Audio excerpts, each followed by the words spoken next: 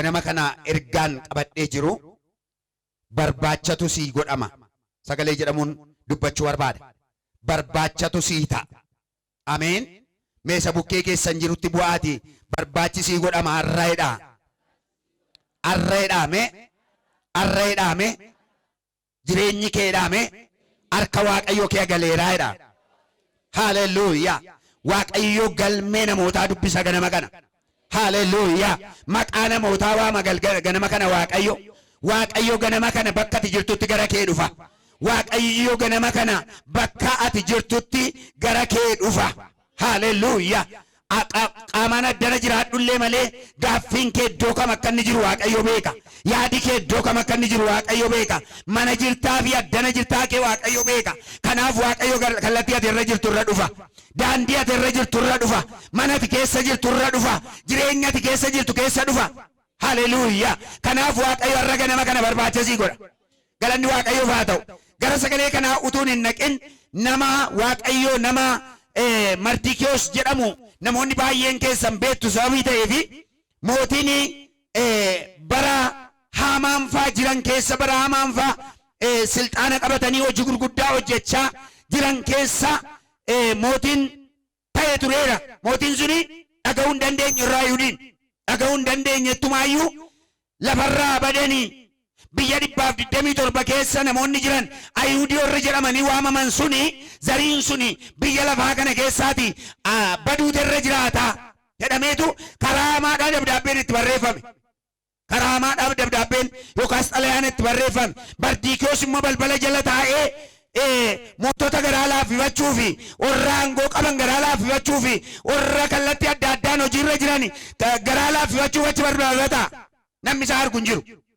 Namoonni baay'een garuu achitti isa beeku Haamaanis beeka kana Haamaani hittaanaa namichaati hittaanaa akka jecha ammaatti xaqilaayi ministeerii biyya sanaati Haamaan beeka Haamaan gaafanni gadi ba'u lixu gurbattiin karaa irra teessi garuu Haamaan baay'ee wanti inni itti gadde keessaati micattiin ulfina nama allaattu gurbaan achi teessu suni ulfina nama allaattu yeroon gadi ba'us yeroon ol ka'us ol seenus ol ka'ee waan tokko simannaa wanta ni naa godhe hin jiru yookaas ulfina ni naa laata hin jiru kanaaf micaan kun bakka sanaa ka'ee fannifamuu irra jiraata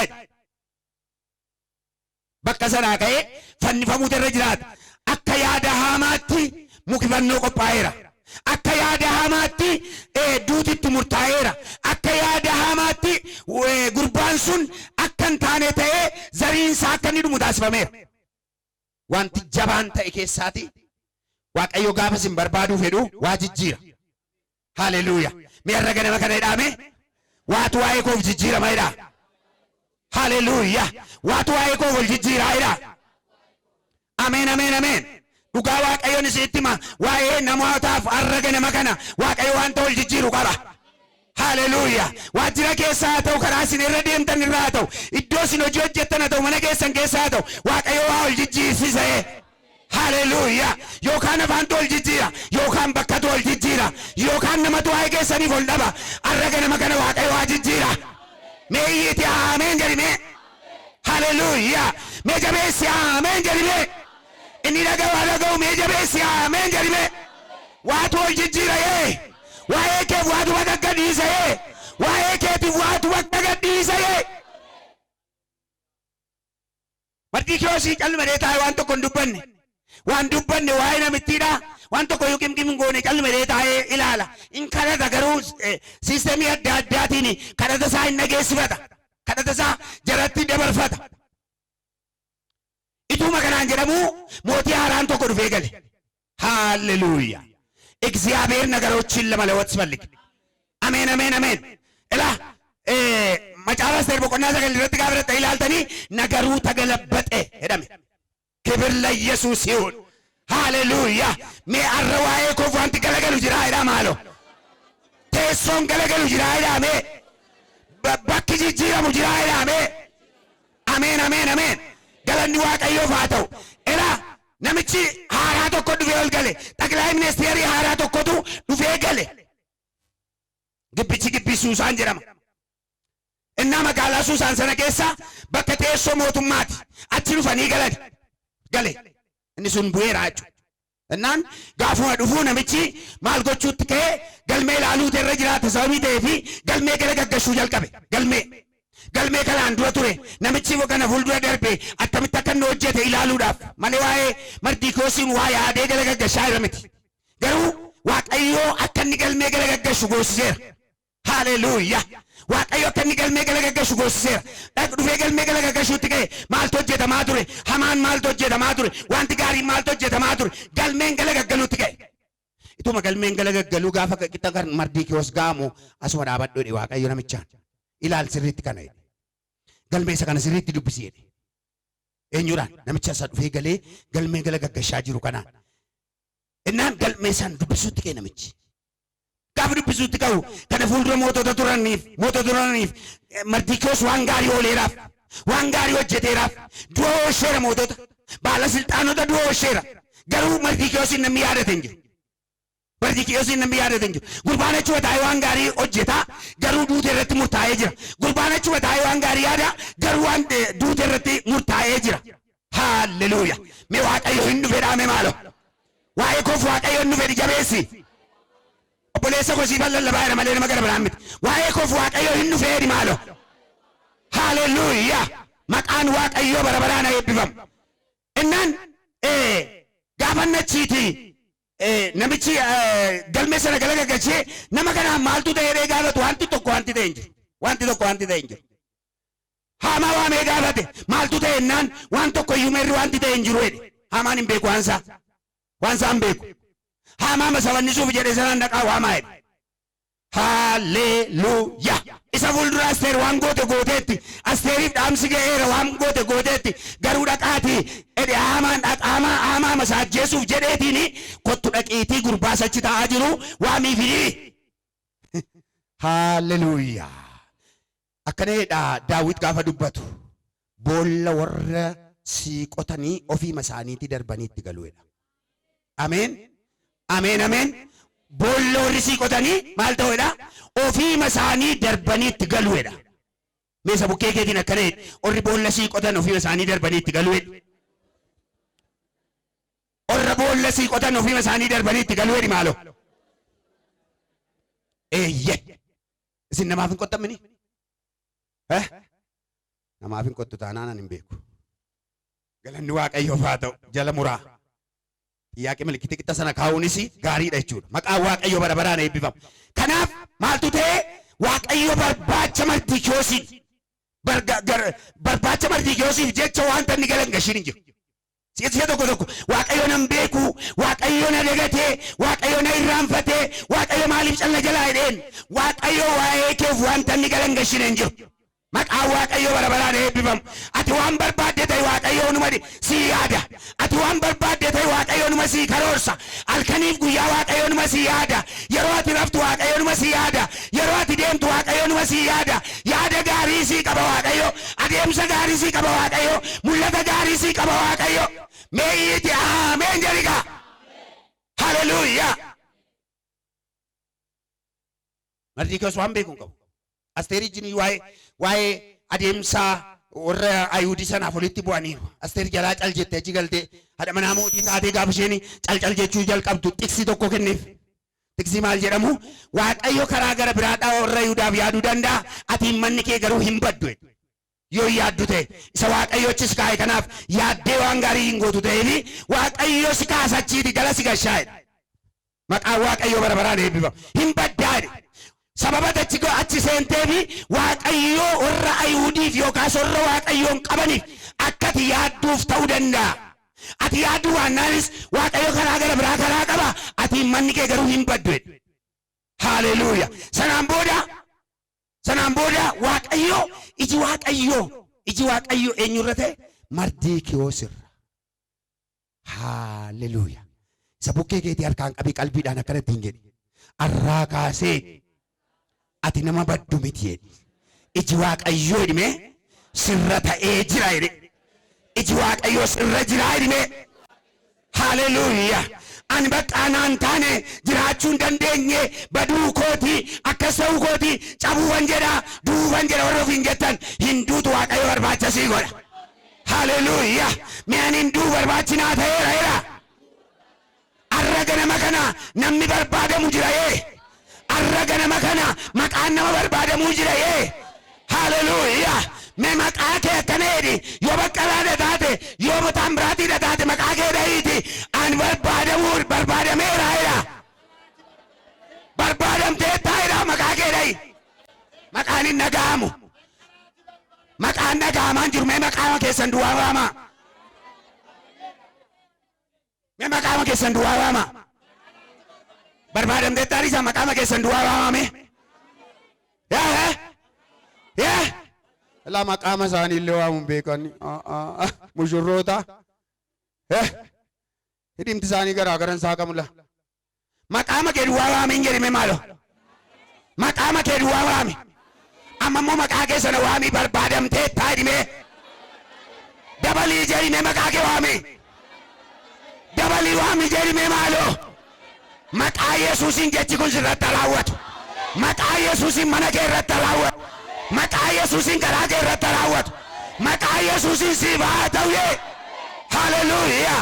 Barbaachatu ta'a ganama nama ta'eef. Nama ta'eef har'a ganama barbaachatu taa'ee. Barbaacha godhaaf Waaqayyo yee. Barbaacha mana isaaf godha Waaqayyo yee. Barbaacha jireenya isaaf taa'ee. Yoo sii galee ta'e olu taa'anii barbaachinaa ta'eerani. Olu taa'anii barbaachinaa ta'eerani. Hallelujah. Waaqayyo sinaa eebbisaa jiraachuu. Jiraataadha Yesuus. Ameen ameen. Callu badanii kufu miti yeroo Waaqayyo gara isaanii dhaqu kufu. Ameen. Ameen. Ituu fooniin kufuu ta'e bakka irratti kufanii dhufu. Amma iddoo kana hafuura Waaqayyoo jira. Hafuurri Waaqayyoo immoo nama kuffisuu danda'a. Hafuurri Waaqayyoo immoo nama raasuu danda'a. Hafuurri Waaqayyoo immoo nama sochoosuu danda'a. Hallelujah. Maaliin jedhe barbaacha sii ta'a jechaan jiran. Ameen ameen ameen. Barbaacha sii ta'an jedhan. Eenyuun barbaadamta Waaqayyoon barbaadamuu jalqabda. Hallelujah. Namaan miti Waaqayyoon barbaadamuu jalqabda. Hallelujah. Orris birris hin gate Waaqayyoon hin barbaadamtu ee. Orra namni sin gate Waaqayyoon hin barbaadamtu ee. Orra riyyaan sin gate Waaqayyoon hin barbaadamtu ee. Orri haalli sin gate Waaqayyoon hin barbaadamtu ee. Meeyyiitiin hin barbaadamaa erga. Hin dhaga'amu hin barbaadamaa erga. Galanni Waaqayyoof haa ta'u. Gara sagalee Waaqayyoon qabutti gaafan deebi'u waa'ee Mardikiyoosinis dubbifanneerra. Waa'ee namoota oolota 99 badanis obboleessi keenya nu dubbiseera maqaan Waaqayyoo bara baraan eebbifamu. Waa'ee Mardikiyoosiin qabee ilaaltanii seenaa Mardikiyoosi hundumti keessan beektu. Mardikiyoos jechuun nama akkamii akka inni ta'e. Mardikiyoos jechuun nama akka ilaalcha warra Israa'elitti ilaalcha warra Ayhuuditti baay'ee nama cubbamaa. Baay'ee nama harka qabanii nagaa gaafachuun hin danda'amne. Hawaasa keessatti nama fudhataman qaba. Biyya keessatti nama fudhataman qaba. Iddoo hojii adda addaatti nama fudhataman qaba. Cubbamaa jedhamee nama beekamu. Nama qaraxaa. Nama namarraati horii funaanee ittiin jiraatu. Ittiin jireenya isaa guddifatu. Nama qaraxaadha. Innaa namni qaraxaan kuni Zakkiyoos namni jedhamu kuni namoonni beeku waa'ee isaa beeku. Namoonni akka inni maal akka inni ta'e beeku. Maal akka inni ta'e beeku. Garuu ofiima isaatii furmaata gara biraa barbaade. Amma yoomittan hawaasa kana keessa jibbamee ta'a. Sagalee jedhamu dhufeef. Amma yoomittan jibbamee, amma yoomittin namaan jibbamee, amma yoomittan firaan jibbamee, amma yoomittin haalli na jibbee akka itti qophaa jiraadha. Birriin natti hafuusaa wayyaa. Qarshii funaanuun natti hafuusaa wayya. Sababii ta'eefi fala falachuun narra jiraata. Falanni faratu duraan dursaa namaa wajjin dhaqee araaramuutu hin ta'in isa jalqabaa wajjin araaramuu barbaade. Mee Waaqayyo jedhame. Hallelujah. Isa jalqabaa Waaqayyo wajjin araaramuudhaan murtii fudhate. Maqaan Waaqayyo bara baraan eebbifamu. Waa'ee Gooftaa Yesuus seenaa isaa hin dhagaa. Gaafa namoonni asiin haasa'an hin dhagaa. Hin dhagaa sababii ta'eef silayyuu gittii ta'a sababii ta'eef ka'een jedhe namicha isaa asirra darbuudhaaf yaadamaa jiru kana akkaataan inni itti na argu falan faladhaa jedha. Falan faladha. Falanni falatumaa inni ennaa asii achi fiigee dhaqee namoota keessa lixee nama keessatti hin argamu namichi gabaabaadha. Nama keessa naa fiigee lixe. Namni isaa wajjin deeman immoo nama kuma hedduudha. Ituma ta'e eeyyuu mootumni fiigee dhaqee lixe immoo warri kaanii ofittuun butan dhahanii yookaas rukutanii waan ajjeesan natti fakkaata. Silumaan jaallatan sababii ta'e. Kanaaf kophaa isaatti wanta inni murteeffachuun irra jiraatu fiigee dhaqee nama keessa naan lixe naan mijatu sababii ta'eef nan argamu hin argamu sababii hin ta'eef yookaan namni na miidha sababii ta'eef karaa inni darburranii muka laalladhe muka yaabbadhe. Ameen. Muka laalee muka yaabbadhe. Akka carraa muki qillinxoo jedhamu basbara sanarra jira karaa inni darbaa jirudha. Fiigee dhaqee mukicha kee badee taa'e ol ba'ee inni hiines waan tokko sin jedhe oluma ba'e. Haaleluyyaa. Galanni Waaqayyoof haa ta'u. Oluma ba'e. Ilaa oluma ba'e. Sababiinsaa Waaqayyo beeka nama sababii ta'eefi yaada namaa beeka sababii ta'eefi keessa garaa namaa beeka sababii ta'eefi namni akka maaliin ni barbaadu fageenyatti beeka sababii ta'eef oluma ba'ee taa'e. Haalleluuyaa. Mee Waaqayyo na beekaa jedhi maaloo. As gaafate dhufte Waaqayyo yeroo mati manaa kaate isheen waaqeffannaadhaaf adeemti lapheen ishee Waaqayyo banaadha kan jedhamu afurri Waaqayyoodha. Waaqayyoof ergaa ergeera.